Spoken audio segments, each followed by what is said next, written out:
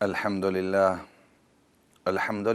نحمده ونستعينه ونستغفره ونؤمن به ونتوكل عليه ونعوذ بالله من شرور أنفسنا ومن سيئات أعمالنا من يهده الله فلا مضل له ومن يضلله فلا هادي له ونشهد أن لا إله إلا الله وحده لا شريك له ونشهد أن محمدًا عبده ورسوله أما بعد فأعوذ بالله من الشيطان الرجيم بسم الله الرحمن الرحيم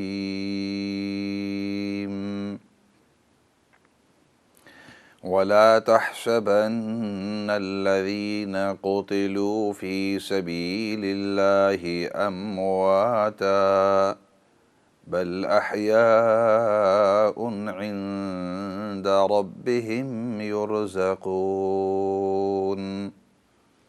فرحين بما آتاهم الله من فضله ويستبشرون بالذين لم يلحقوا بهم من خلفهم ألا خوف عليهم ولا هم يحزنون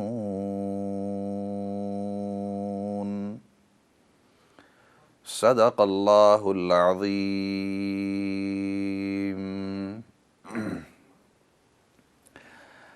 محترم و مکرم ناظرین سامعین، السلام علیکم ورحمۃ اللہ وبرکاتہ.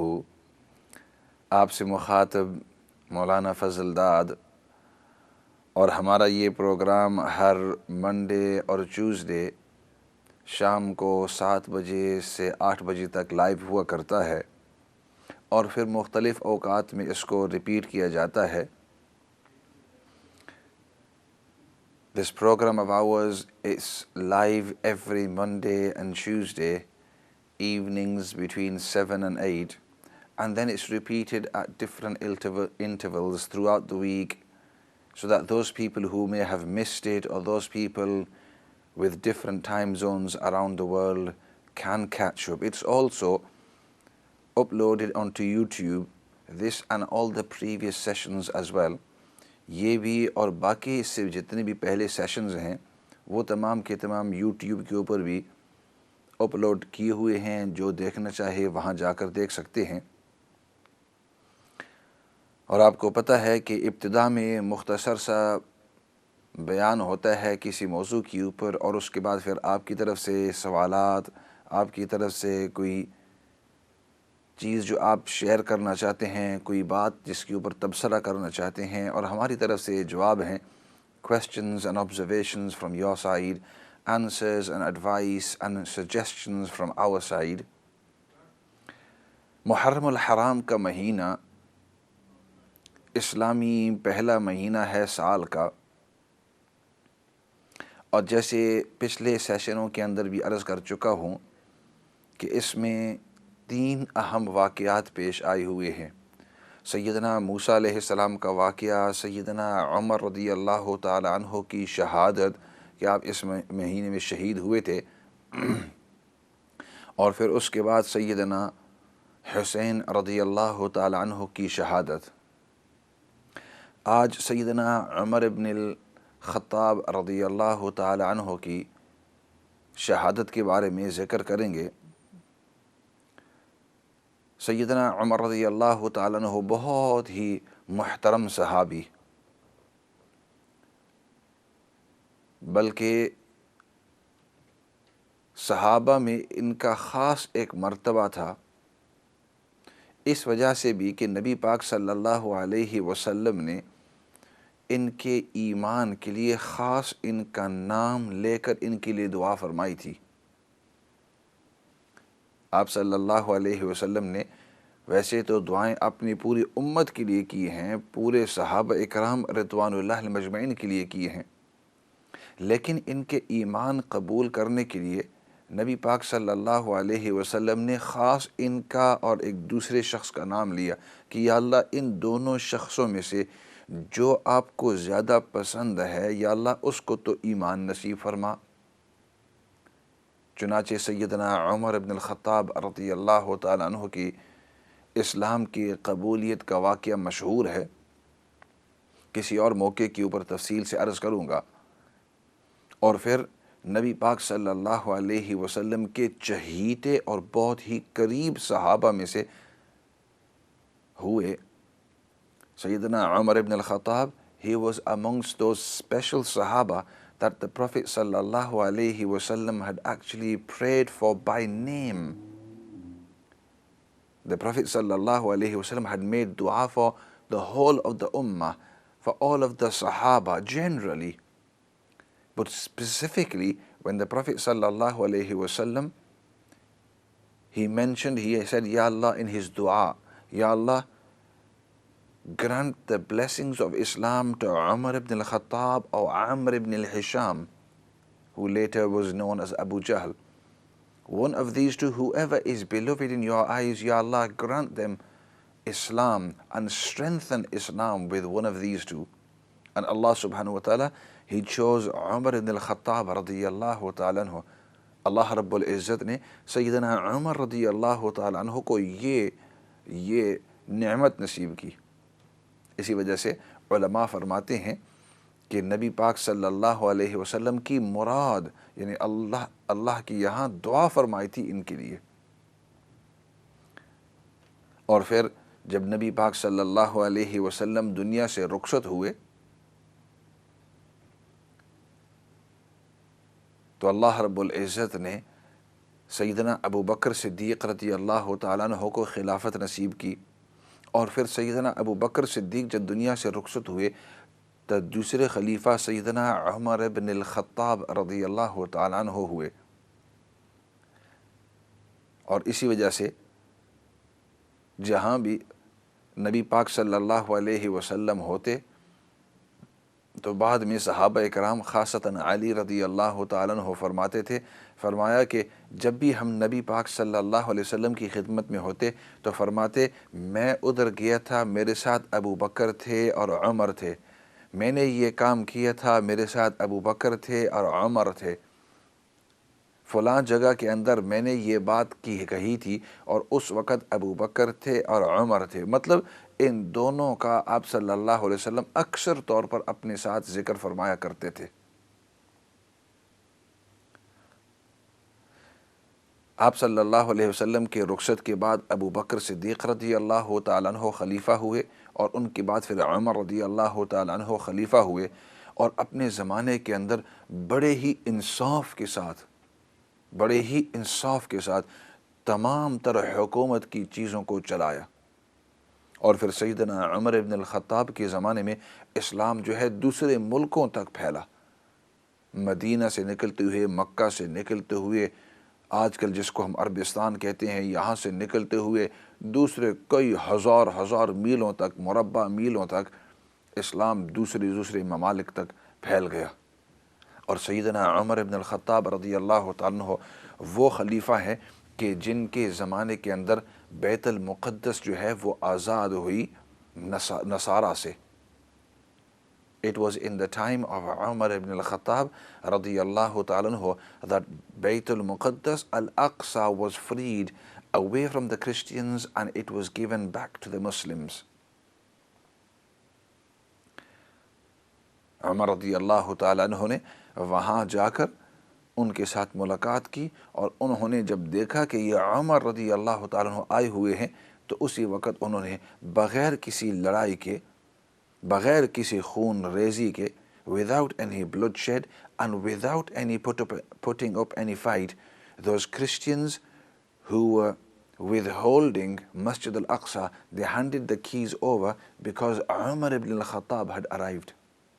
And inshallah, on another occasion, we will go into full detail of the whole of the story of how Masjid al-Aqsa was given back to the Muslims. Now, during his reign, آپ رضی اللہ تعالیٰ عنہ کے زمانہ خلافت کے اندر، عمر بن الخطاب رضی اللہ تعالیٰ عنہ کے زمانہ خلافت کے اندر عمر رضی اللہ عنہ وقت کے خلیفہ بھی اور وقت کے قاضی بھی تھے. He was a judge and he was the Khalifa, the leader at the same time. He fulfilled many roles. He was the commander-in-chief at the same time of the armies. تو آپ کے پاس جو ہے اب شہادت کا واقعہ عرض کر رہا ہوں. I'm about to tell you how and what led on to his martyrdom. شہید کس طرح ہوئے اور اس کی وجہ کیا تھی اس کا اب واقعہ بتلا رہا ہوں. ورنہ پوری زندگی کے اوپر اگر ہم بات چیت کریں تو عمر ابن الخطاب کے فضائل تو بہت ہی زیادہ ہیں. تو چنانچہ حضرت عمر رضی اللہ تعالیٰ عنہ کے پاس لوگ انصاف کے لیے اور اپنا فیصلہ پیش کرنے کے لیے آیا کرتے تھے. People would come to present their case or any disputes they had. They would come to Umar radiyallahu ta'ala anhu and he would help them solve it. He would listen to one side and then listen to the other side, and then after having listened to both sides, he would make a decision, a fair and firm decision. اس کے بعد سیدنا عمر رضی اللہ تعالیٰ عنہ دونوں side کو ان کا بھی سن کر اور اس طرف کی بات سن کر پھر آپ رضی اللہ تعالیٰ انصاف کے ساتھ فیصلہ کرتے. تو ایک مرتبہ ایک شخص آئے، اس کا نام تھا ابو لؤلؤ فیروز، اور ایک مجوسی تھا. مجوسی اس کو کہتے ہیں کہ جو یہ آگ کی پرستش کرتے ہیں. These people who worship the fire. And that was his faith. And he came to Umar ibn al-Khattab radiyallahu ta'ala anhu, and he said, I have a problem with my master, because he was a slave. And because he was a slave, he had a master. He said, I have a problem with my master and I want you to solve this dispute between us. یہ جو ہمارے درمیان ایک مسئلہ اور مشکل پیش آئی ہوئی ہے، آپ اس مسئلے کو حل کریں. عمر ابن الخطاب رضی اللہ تعالیٰ عنہ نے فرمایا کہ مسئلہ کیا ہے؟ تو اس نے یہ کہا کہ میرا جو مالک ہے وہ مجھے کہتا ہے کہ تو پورا دن جو لوہار کا کام کرتا رہتا ہے اس میں سے اتنے پیسے مجھے ہفتے کے بعد یا مہینے کے بعد یا دن کے بعد اتنے پیسے مجھے دے دیا کر. تو عمر رضی اللہ تعالیٰ عنہ اس سے پوچھا تو پھر مسئلہ کیا ہے؟ اس نے کہا کہ میں پیسے دینے کے اوپر انکار نہیں کرتا ہوں، کیونکہ اس زمانے میں اس طرح ہوا کرتا تھا کہ جو غلام ہے وہ اپنے مالک کے گھر کے اندر رہتا تو اسی مالک کے گھر کے اندر سے وہ کھاتا پیتا، اس کے کپڑے وہاں ہوتے، دھونا دھلانا اور گھر کا رینٹ وغیرہ. تو چونکہ اس گھر کا ایک فرد تھا تو اس گھر کے خرچے کی طرف وہ اپنا کوئی نہ کوئی پیسہ ڈالتا. تو عام طور پر جو مالک ہوتے وہ دیکھتے کہ یہ اپنے دن کی اس کی کتنی کمائی ہے. اگر زیادہ کمائی ہو تو وہ اس سے زیادہ پیسہ مانگ لیتے، اگر بہت کم کمائی ہوتی ہے تو اس سے پھر وہ زیادہ مانگ نہیں سکتے، کہتے چلو تھوڑا سا ہمیں دے دو. تو یہ عام دستور تھا. In those days, the slave, he would give a portion of his earnings, of his profits, to his master, because of course he lived in that house, he ate from the house, he had his clothes washed in the house, he had his safety, security, everything. He was part of the household, so of course he had to contribute something towards the expenditure in the house. And in those days, it would be that it is according to your income. If you have a larger income, then of course your contribution is going to be larger. And if you have a very, very low income or your profit margin is very small, then of course we're not going to ask you for much. So he said, my master is asking me for a large amount. I don't dispute in giving to him, but it's just that I want him to reduce it and reduce the amount, and he's asking for a large amount, I want to give him a smaller amount. وہ مجھ سے زیادہ تعداد مانگ رہے ہیں کہ آپ کے مہینے کے بعد تجھے اتنے پیسے بچ جاتے ہیں تو اس میں سے اتنا مجھے دے دو گھر کے چلانے کے لیے. تو میں کہتا ہوں اتنا زیادہ نہیں، تھوڑا سا کم کر دو. تو اے عمر، آپ یہ فیصلہ کرو کہ مجھے کتنا ان کو دینا چاہیے. عمر رضی اللہ تعالیٰ عنہ نے اس شخص کو بلایا. یہ چلے گئے اور دوسرے دن اس شخص کو بلایا اور اس کو پوچھا کہ آپ کا یہ جو غلام ہے آپ اس سے کتنا مانگتے ہیں اور کیوں اتنا مانگتے ہیں اور اس کی کتنی پروفٹ آتی ہے، اور اس کو پوری اس کی تفصیل جو ہے پوچھی. Sayyidina Umar called his master the next day and asked the full details. Why are you asking him for this much? and what are his earnings, what are his profits, what is his expenditure, what is your expenditure. In other words, ask for all the financial details. پورے جو پیسے کی حالات ہیں ان تمام چیزوں کو سنتے ہوئے پھر حضرت عمر رضی اللہ تعالیٰ عنہ نے فیصلہ کیا.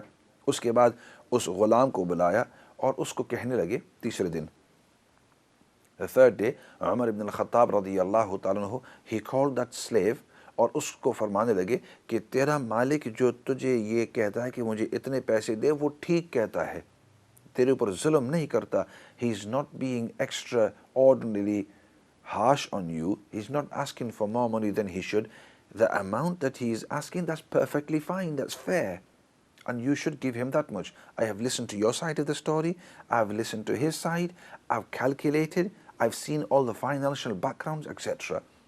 تمام کی تمام چیزیں سننے کے بعد اب یہ فیصلہ ہے.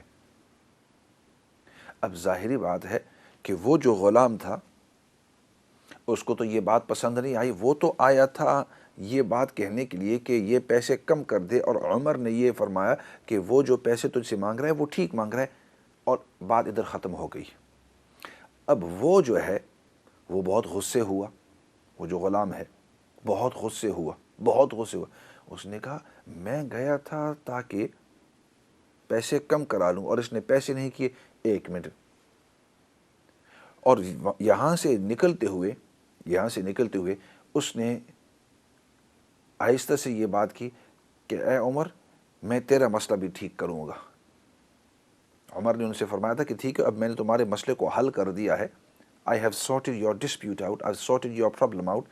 So under his breath while he was going, this is later on, we're going to understand what he actually said. He said, you've sorted my problem out, I'm going to sort your problem out.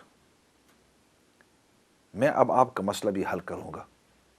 اور وہاں سے چلا گیا, اور وہاں سے جانے کے بعد وہ گھر گیا اور اس نے دل کے اندر سوچا غصے کے اندر کہ اس کو میں قتل کر دوں گا, یعنی عمر بن الخطاب رضی اللہ تعالیٰ عنہ کو. اور چونکہ وہ لوہار تھا, he was an ironmonger and he would make swords and daggers and knives and other things out of metal. He quickly made a double-edged dagger. دو دھرا ایک بڑا چھرا جو ہے خنجر جس کو کہتے ہیں, وہ اس نے بنایا لوہے کا, اور اس کو بہت ہی زیادہ تیز کیا. اور تیز کرنے کے بعد اس کو پھر بعض تاریخ مورخین نے لکھا اس نے زہر کے اندر اس کو ڈبو دیا. زہر کے اندر ڈبونے کے بعد پوری رات جو ہے اس کو زہر کے اندر رکھا. دوسرے دن سیدنا عمر رضی اللہ تعالیٰ عنہ مسجد نبوی کے اندر چونکہ امام تھے. سیدنا عمر, he was the imam in Masjid al-Nabawi because he was the Khalifa of his time. He went to lead Fajr Salah, فجر کی نماز پڑھانے کے لیے گئے. اور ابھی انہوں نے نماز شروع ہی کی تھی. صحابہ فرماتے ہیں ہم نے اتنی آواز سنی ہے کہ الحمد شریف انہوں نے مکمل کر لی, اور مکمل کرنے کے بعد سورۃ یوسف اس کے بعد ابھی ہی شروع کی تھی. فجر کی نماز میں he had just recited سورۃ فاتحہ and then began سورۃ یوسف. اور یہ جو ظالم ابو لؤلؤ مجوسی جو تھا, یہ صفوں کو چیرتے ہوئے مسجد کے اندر آیا, اور صفوں کو چیرتے چیرتے حضرت عمر رضی اللہ تعالیٰ عنہ کے پاس پہنچ کر اس کے پاس وہ جو چھرا تھا جو زہر کے اندر بھی ڈوبا ہوا تھا, اس نے کئی مرتبہ, مورخین نے لکھا ہے کہ یہاں کئی مرتبہ, ایک مرتبہ, 2, 3, 4, 5, 6 مرتبہ, بعض نے لکھا ہے کہ 6 مرتبہ تک سیدنا عمر رضی اللہ تعالیٰ عنہ کو یہاں مارا وہ چھرا. اور چونکہ وہ چھرا دونوں سائیڈوں سے تھا, that dagger, because it was double-sided, and he had stabbed Umar radiallahu anhu at least 6 times, some people say many more times than that, and he had ripped all the inside, and the blood began to gush. خون جو ہے وہاں فوارے کی طرح نکلنے لگ گیا, اور خون اچانک چونکہ اتنا زیادہ نکل گیا تو حضرت عمر رضی اللہ عنہ ادھر ہی رکعت کے اندر ہی گر گئے. وہاں مسجد نبوی کے اندر مصلی کے اوپر نماز کے اندر فجر کی رکعت کے اندر ہی وہیں دھڑام سے گر گئے. اتنی دیر میں عبد الرحمن بن عوف رضی اللہ تعالیٰ عنہ جو صحابی ہیں انہوں نے ایک قدم آگے لیا اور انہوں نے نماز جو ہے وہ جلدی جلدی مکمل فرمائی۔ اب یہ جو ظالم ہے اس نے جب چھرا تو مار دیا، چھرا مارنے کے بعد اب یہ بھاگنے کی اس نے کوشش کی۔ کیوں کہ اب کچھ صحابہ جو نماز کے اندر تھے لیکن باقی جو تھے وہ کچھ ابھی تک آ رہے تھے نماز پڑھنے کے لیے، تو اس نے جب بھاگنے کی کوشش کی تو کچھ جو صحابہ ہیں انہوں نے اس کو پکڑنے کی کوشش کی۔ حضرت عمر ادھر ہی ابھی زمین ہی کے اوپر ہیں۔ ایسا کرتے ہیں، بریک کا وقت آ گیا ہے، بریک کی طرف جاتے ہیں اور پھر بریک کے بعد انشاءاللہ واپس آ کر اسی موضوع کو مکمل کریں گے، اور آپ کی طرف سے کوئی سوالات ہوئے یا آپ کی طرف سے کوئی سجیشنز ہوئے اس کو بھی سنیں گے، لیکن ایسے کرتے ہیں فی الحال بریک کی طرف جاتے ہیں۔